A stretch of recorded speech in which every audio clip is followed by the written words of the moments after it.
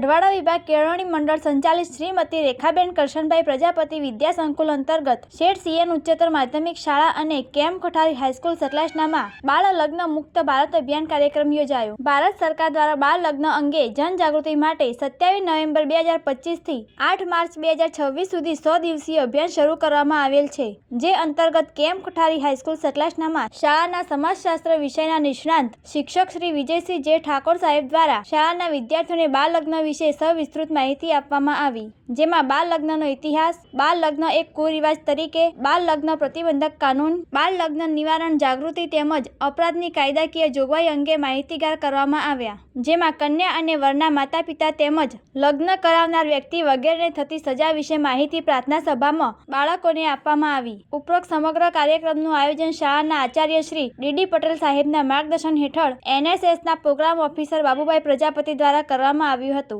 Bureau report, તારણ news.